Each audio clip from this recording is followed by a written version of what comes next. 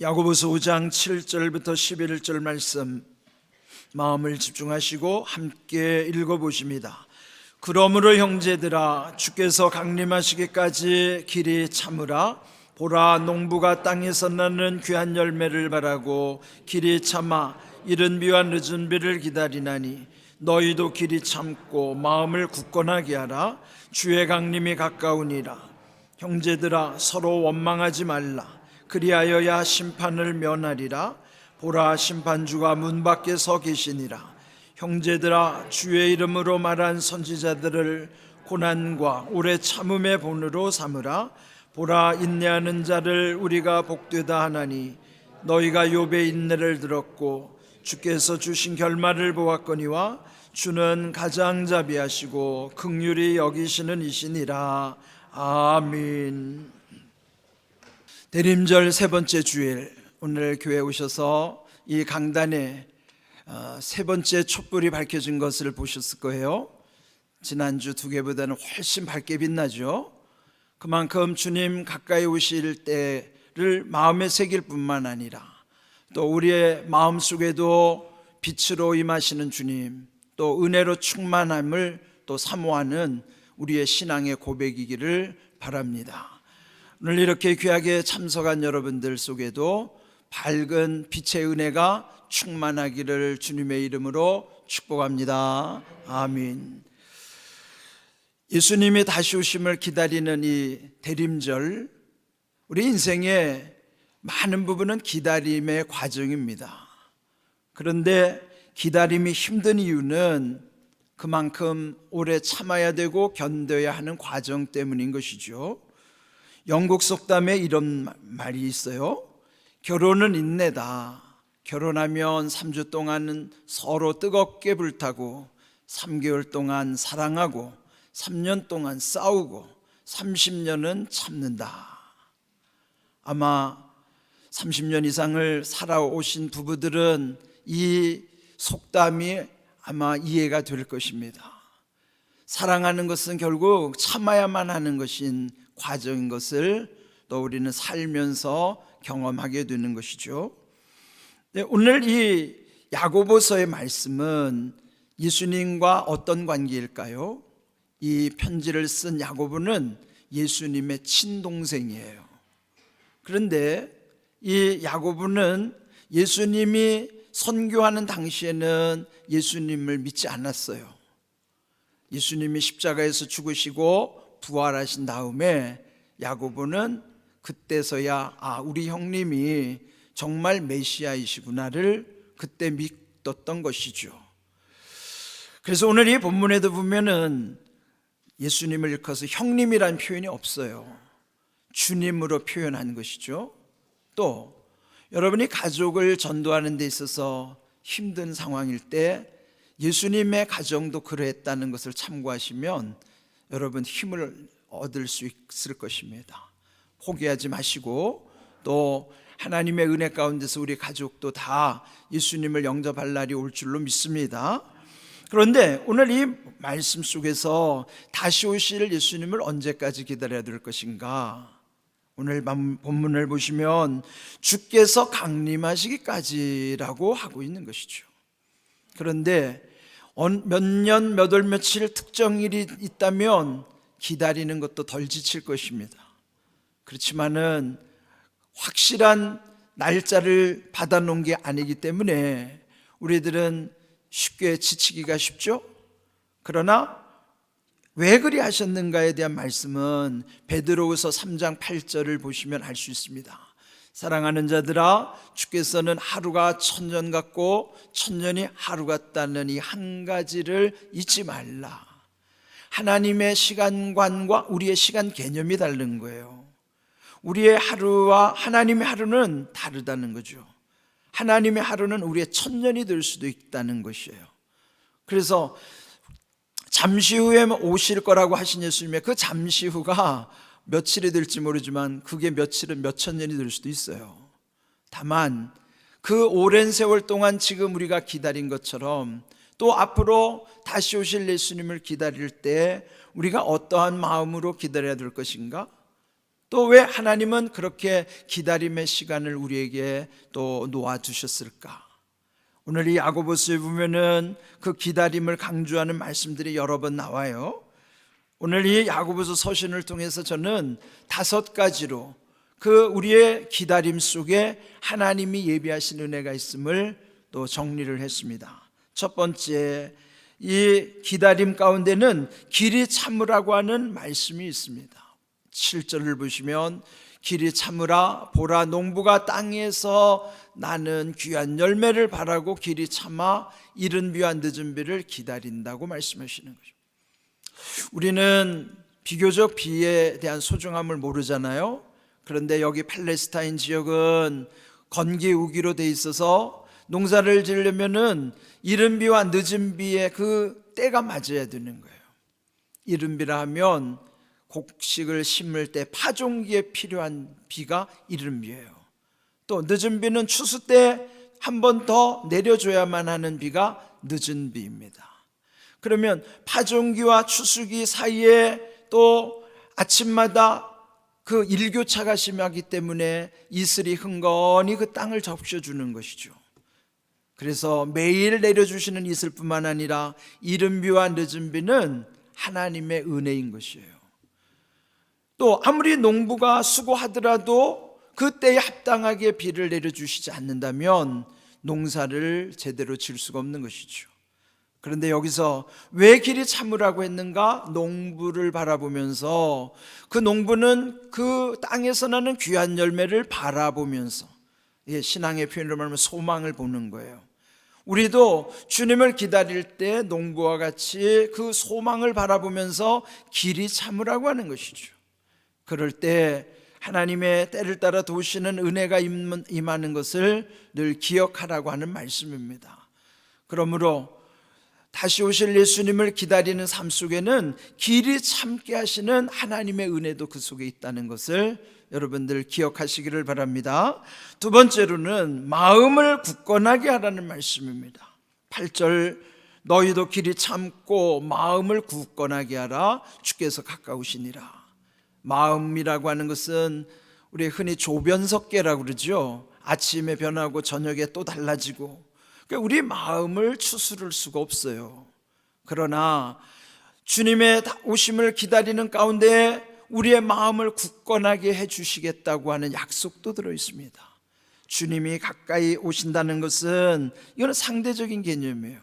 언제 오실지는 모른다 할지라도 점점 가까이 온 것만은 확실한 거죠.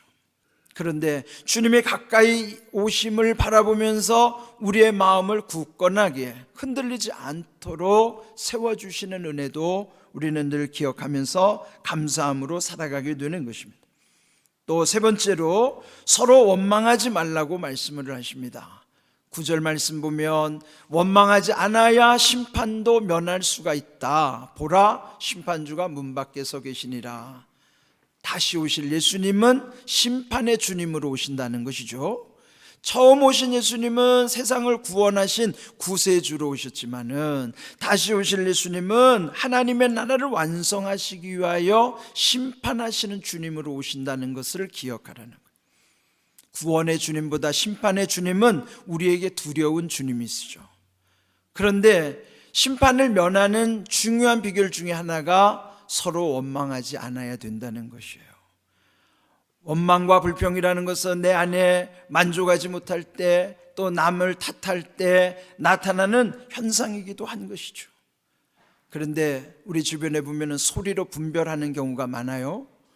수박이 잘 익었나 못 익었나도 이렇게 두드려서 나는 소리를 통해서 알죠. 또 이 나무나 쇠를 그 재질을 아는 것도 두드려 보면 알 수 있어요. 이따금 주님은 우리에게 두드려 보신다고요. 우리에게 어떤 소리가 나나, 원망의 소리가 나는가, 감사의 소리가 나는가. 그래서 우리 마음과 우리 입에서 나는 소리는 항상 하나님의 은혜를 기억하며 감사하는 삶을 살아야 하는 것이죠. 그렇지 않을 때는 이 원망의 소리 가운데 하나님의 진노를 늘 기억하고 두려워해야 돼요. 광야의 옛적 이스라엘 백성이 원망할수록 광야가 연장됐던 것처럼 오늘 우리도요, 원망하는 사람은 광야의 고난이 연장될 뿐이에요. 감사해야 끝나고 감사 가운데 하나님이 놀라운 은혜를 더해 주신다는 것을 기억하시기를 바랍니다.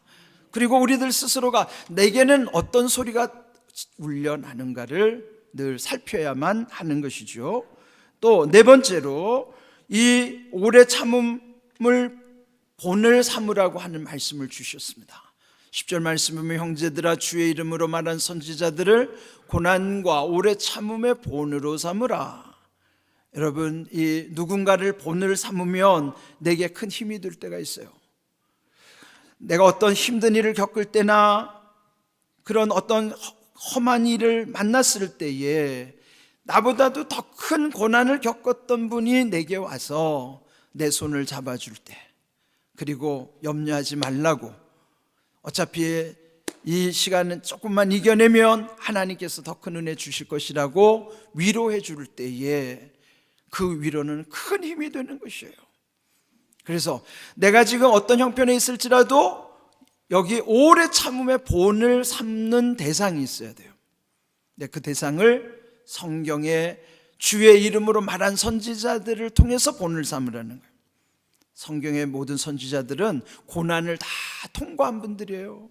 극심한 고난을 이기고 통과한 분들이기 때문에 그분들을 본을 삼게 되면은 우리의 고난을 능히 이길 수 있음을 말씀해 주시는 내용인 것이죠. 뿐만 아니라 이 고난의 본이야말로 최고의 본은 예수 그리스도십니다.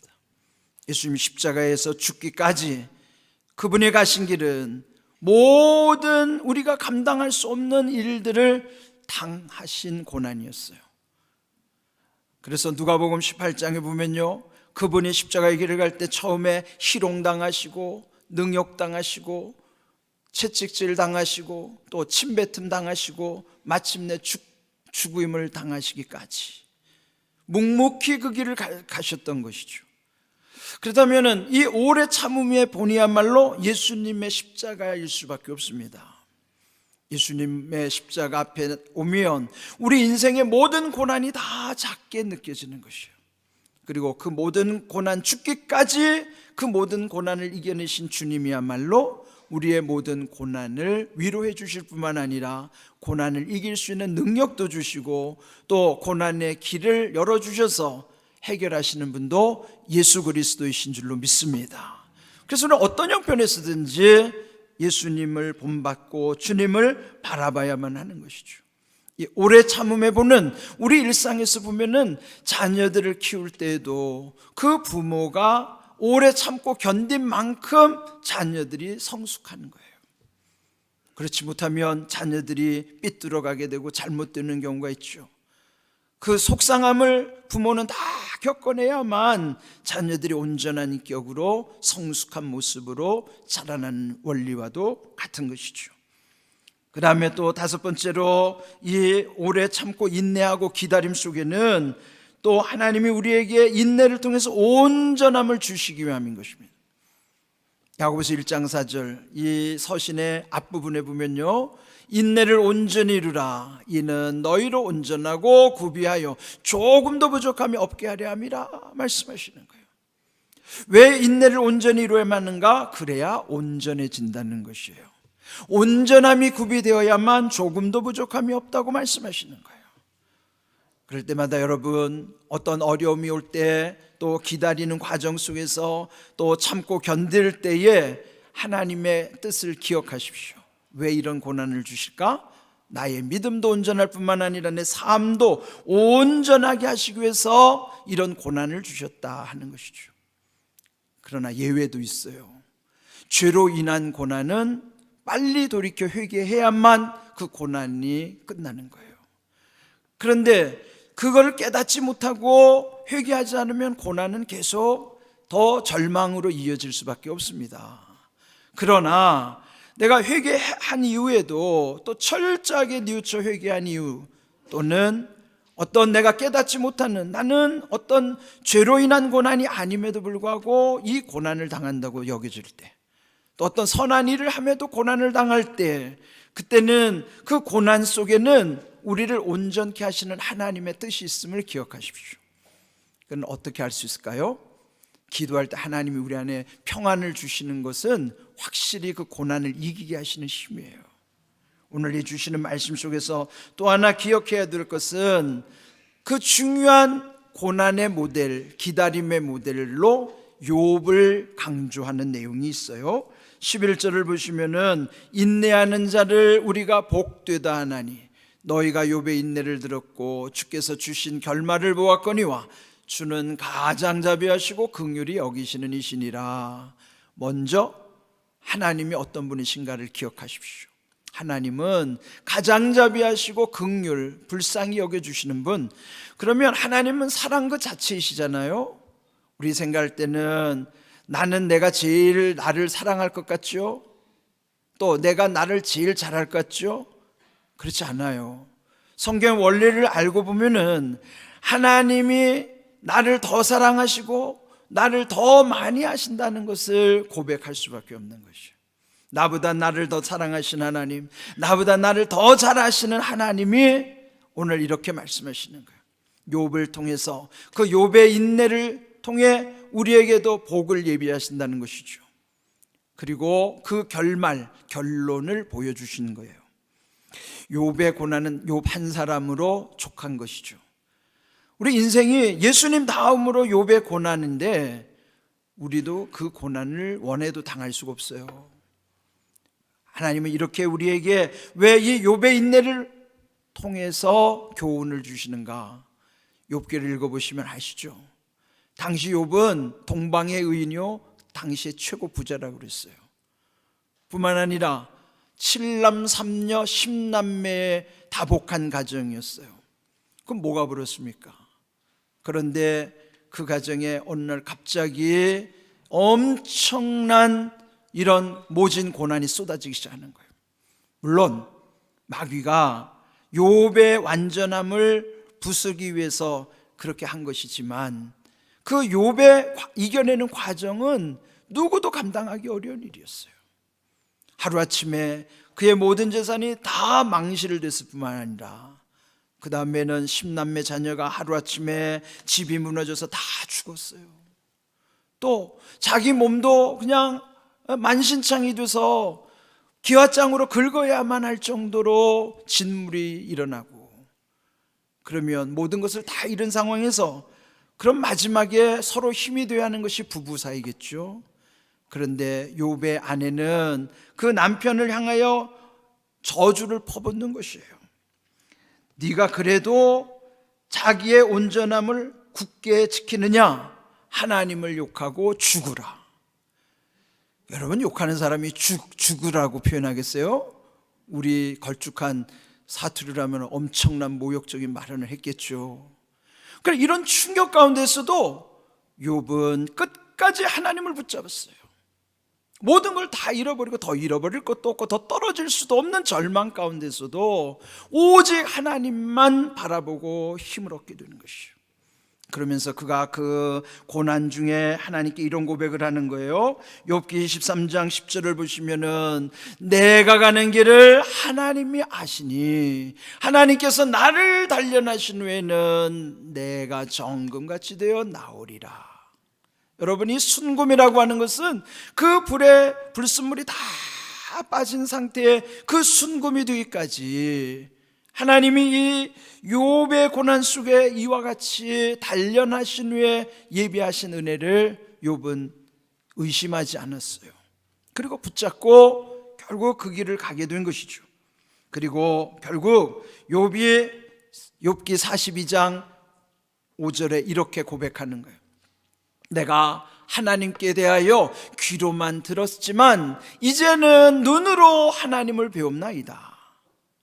여러분, 이 말씀은 우리의 신앙이 귀로 듣는 신앙에서 눈에 보여지는 신앙으로 변화되는 과정을 말씀하시는 거예요. 예수님이 이 땅에 오신 것도요, 말씀이 육신이 되어 오셨다고 그랬죠. 말씀이 육신이 되어 우리 가운데 오셨기 때문에 하나님이 눈에 보여지신 거예요. 육신을 입지 않으면은 볼 수도 없죠. 하나님이 육신을 입으셨기 때문에 예수님으로 우리에게 보여지신 사건이 이제 성탄에 오시는 예수님 사건이에요. 그렇다면 우리도 그저 듣기만 하는 말씀이 내가 육신이 되게 하려면 말씀을 순종해야만 이 말씀이 내 육신 가운데 표적으로 나타나는 것이죠. 이제까지는 듣는 신앙에서 말씀을 순종하고 이 고난 가운데 인내하고 단련하신 후에는 나의 정금 같은 믿음뿐만 아니라 또 이제는 하나님의 표적이 내 삶에 보여지게 하시는 거예요. 사건으로 나타나야 된다는 거예요. 신앙은요, 결국 기도하는 것으로 끝나는 게 아니라 기도의 결과가 사건으로 나타나서 표적이 될 때에 간증할 수 있는 거죠. 우리가 이렇게 예수님을 기다리는 신앙 가운데는 이런 놀라운 하나님의 뜻이 있음을 기억하십시오. 그럴 때 오늘 주신 말씀 마음에 새겨야 되는 것은 바울도 로마서 8장 18절에 생각하건대 현재의 고난은 장차 우리에게 나타날 영광과 비교할 수 없도다 그랬어요. 내가 받는 고난하고 장차 하나님이 나타내 주실 영광을 비교하면 비교조차 안 되는 거예요. 그래서 이길 수 있는 거예요. 장차 나타내 주실 영광이 더 크게 느껴진 사람만이 지금의 이 고난은 작게 여겨지고 능히 이길 수 있는 것이죠. 그럴 때 여러분 항상 소망 가운데 장차 나타날 영광을 사모하시기 바랍니다. 그리고 지금 우리가 살아가는 이 과정은 결국 하나님의 약속이 우리 삶 속에서 이루어지도록 내 믿음도 한층 업그레이드되는, 귀로만 듣는 신앙이 하나님이 함께 하셔서 이제는 내 눈에 사건으로 나타내 주시는 하나님의 은혜를 경험할 수 있도록, 그래야 우리가 늘 기도하는 것처럼 하나님께서 우리에게 예비하신 은혜와 복을 체험하고 그러면 간증하게 될 것이고 또 다른 이들을 축복하는 축복자들로 세워지는 거예요. 하나님의 은혜는 우리에게 복으로 임하는 것이죠. 하나님의 은혜와 복을 체험하고 간증하고 누리는 축복자가 되도록, 이것이 우리가 기다리게 하시는 하나님의 섭리라는 것을 기억하십시오. 오늘 주신 이 대림절 세 번째 주일의 말씀 마음에 깊이 새기면서 여러분이 신앙의 고백을 담아서 힘차게 아멘으로 결단할 수 있기를 바랍니다. 오늘 주신 말씀이 여러분의 삶 속에 하나님의 은혜와 복으로 체험하고 간증하고 누리는 축복자 되시기를 주님의 이름으로 축복합니다. 아멘.